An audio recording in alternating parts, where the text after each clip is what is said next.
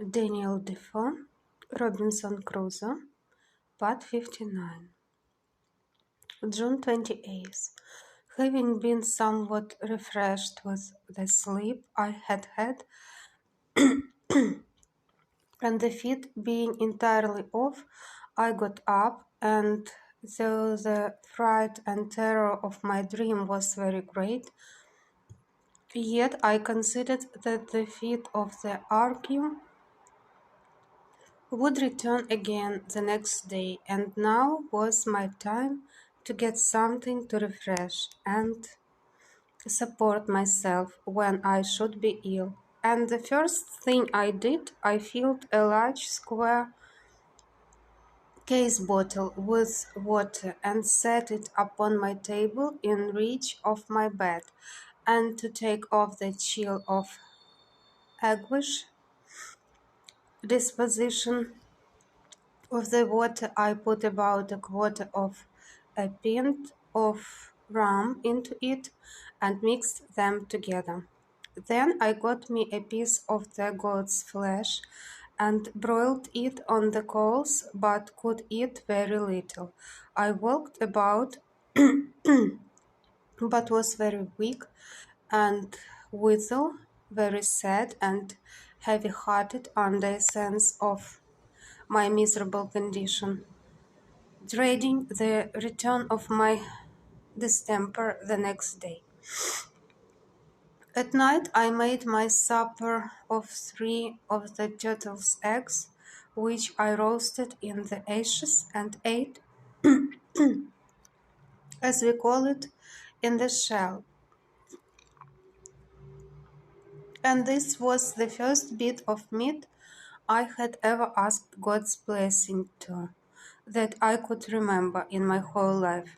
After I had eaten, I tried to walk, but found myself so weak that I could hardly carry a gun, for I never went out without that. So I went but a little way, and sat down upon the ground, looking out upon the sea, which was just before me, and very calm and smooth. As I sat here, some such thoughts as this occurred to me. What is this earth and sea of which I have seen so much? Whence is it produced? And what am I and all the other creatures, wild and tame, human and brutal? Whence are we? Sure, we are all made by some secret power, who formed the earth and sea, the air and sky, and who is that? Then it followed most naturally it is God that has made all.